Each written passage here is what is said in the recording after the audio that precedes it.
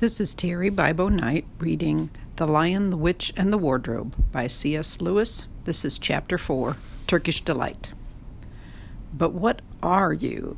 said the Queen again. "Are you a great overgrown dwarf that has cut off its beard?" "No, your Majesty," said Edmund. "I never had a beard. I'm a boy." "A boy?" said she. "Do you mean you are a son of Adam?" Edmund stood still, saying nothing. He was too confused by this time to understand what the question meant. "I see you are an idiot, whatever else you may be," said the Queen. "Answer me once and for all, or I shall lose my patience. Are you human?" "Yes, your Majesty," said Edmund. "And how, pray, did you come to enter my dominions?" "Please, your Majesty, I came in through a wardrobe." "A wardrobe? What do you mean?" I opened a door and just found myself here, your Majesty," said Edmund. "Ha!" said the Queen, speaking more to herself than to him. "A door. A door from the world of men. I have heard of such things. This may wreck all, but he is only one, and he is easily dealt with." As she spoke these words, she rose from her seat and looked Edmund full in the face, her eyes flaming. At the same moment she raised her wand. Edmund felt sure that she was going to do something dreadful, but he seemed unable to move. Then, just as he gave himself up for lost, she appeared to change her mind. "My poor child," she said in quite a different voice, "how cold you look. Come and sit with me here on the sledge, and I will put my mantle around you, and we will talk." Edmund did not like this arrangement at all, but he dared not disobey. He stepped onto the sledge and sat at her feet, and she put a fold of her fur mantle around him and tucked it in well. "Perhaps something hot to drink?" said the Queen. "Should you like that?" "Yes, please, your Majesty," said Edmund, whose teeth were chattering. The Queen took from somewhere among her wrappings a very small bottle, which looked as if it were made of copper. Then, holding out her arm, she let one drop fall from it onto the snow beside the sledge. Edmund saw the drop for a second in midair, shining like a diamond. But the moment it touched the snow, there was a hissing sound, and there stood a jeweled cup full of something that steamed. The dwarf immediately took this and handed it to Edmund with a bow and a smile. Not a very nice smile. Edmund felt much better as he began to sip the hot drink. It was something he had never tasted before, very sweet and foamy and creamy, and it warmed him right down to his toes. "It is dull, son of Adam, to drink without eating," asked the Queen presently. "What would you like best to eat?" "Turkish Delight, please, your Majesty," said Edmund. The Queen let another drop fall from her bottle onto the snow, and instantly there appeared a round box tied with green silk ribbon, which, when opened, turned out to contain several pounds of the best Turkish Delight. Each piece was sweet and light to the very center, and Edmund had never tasted anything more delicious. He was quite warm now, and very comfortable. While he was eating, the Queen kept asking him questions. At first, Edmund tried to remember that it is rude to speak with one's mouth full, but soon he forgot about this and thought only of trying to shovel down as much Turkish Delight as he could, and the more he ate, the more he wanted to eat, and he never asked himself why the Queen should be so inquisitive. She got him to tell her that he had one brother and two sisters, and that one of his sisters had already been in Narnia and had met a faun there, and that no one except himself and his brother and his sisters knew anything about Narnia. She seemed especially interested in the fact that there were 4 of them, and kept on coming back to it.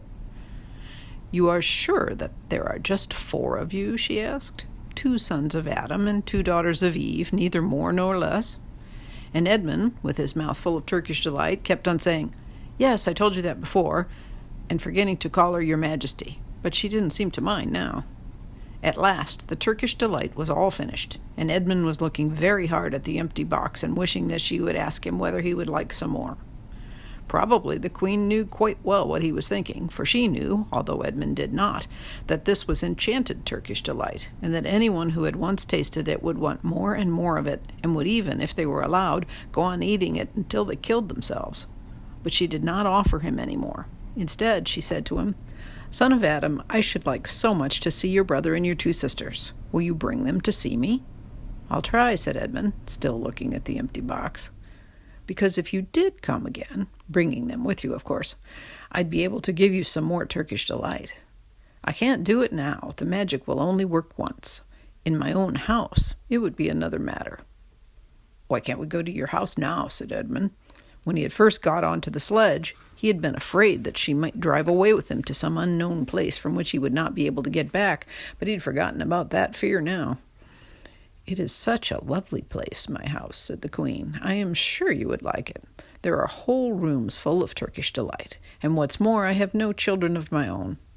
I want a nice boy whom I could bring up as a prince, and who would be king of Narnia when I am gone. While he was prince, he would wear a gold crown and eat Turkish delight all day long. And you are much the cleverest and handsomest young man I've ever met. I think I would like to make you the prince, some day when you bring the others to visit me." "Why not now?" said Edmund. His face had become very red, and his mouth and fingers were sticky. He did not look either clever or handsome, whatever the Queen might say. "Oh, but if I took you there now," said she, "I shouldn't see your brothers and your sisters. I very much want to know your charming relations. You are to be the prince, and later on the king, that is understood. But you must have courtiers and nobles. I will make your brother a duke, and your sisters duchesses." "There's nothing special about them," said Edmund, "and anyway, I could always bring them some other time." "Ah, but once you were in my house," said the Queen, "you might forget all about them. You would be enjoying yourself so much that you wouldn't want the bother of going to fetch them. No, you must go back to your own country now and come to me another day. With them, you understand. It is no good coming back without them." "But I don't even know the way back to my own country," pleaded Edmund. "That's easy," answered the Queen. "Do you see that lamp?" She pointed with her wand, and Edmund turned and saw the same lamp-post under which Lucy had met the fawn. "Straight on, beyond that, is the way to the world of men. And now look the other way." Here she pointed in the opposite direction. "And tell me if you can see two little hills rising above the trees." I think I can," said Edmund. "Well, my house is between those two hills. So next time you come, you have only to find the lamp-post and look for those two hills and walk through the wood till you reach my house. You'd better keep the river on your right when you get to it. But remember, you must bring the others with you. I might have to be very angry with you if you came alone." "I'll do my best," said Edmund. "And by the way," said the Queen, "you needn't tell them about me. It would be fun to keep it a secret between us two, wouldn't it? Make it a surprise for them. Just bring them along to the two hills. A clever boy like you will easily think of some excuse for doing that.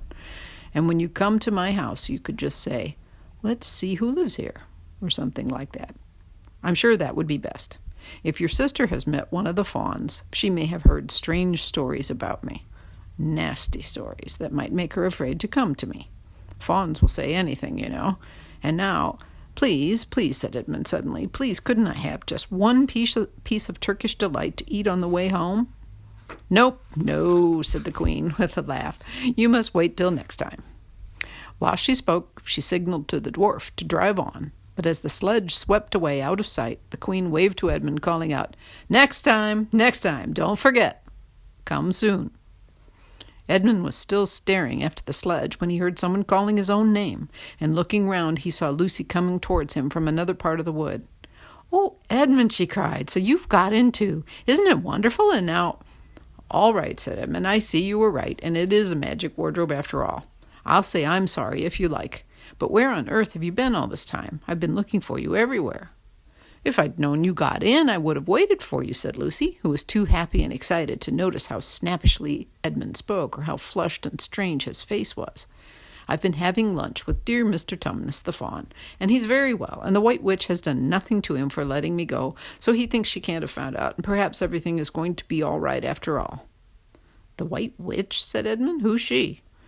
"She's a perfectly terrible person," said Lucy. "She calls herself the Queen of Narnia, though she has no right to be queen at all, and all the fauns and dryads and naiads and dwarfs and animals, at least all the good ones, simply hate her.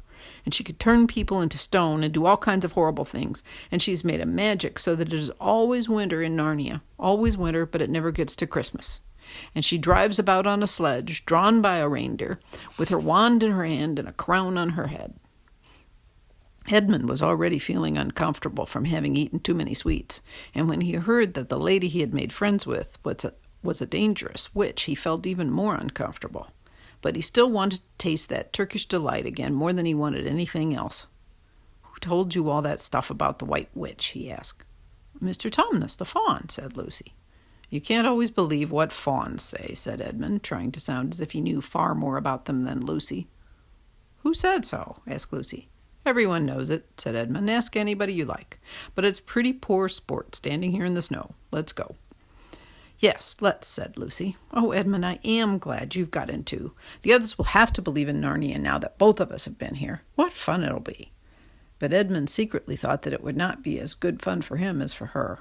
He would have to admit that Lucy had been right before all the others, and he felt sure the others would all be on the side of the fawns and the animals.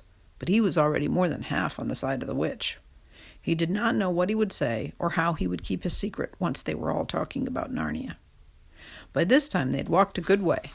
Then suddenly they felt coats around them instead of branches, and next moment they were both standing outside the wardrobe in the empty room. "I say," said Lucy, "you do look awful, Edmund. Don't you feel well?" "I'm all right," said Edmund, but this was not true. He was feeling very sick. "Come on then," said Lucy, "let's find the others. What a lot we shall have to tell them, and what wonderful adventures we shall have now that we're all in it together." And that is the end of Chapter 4.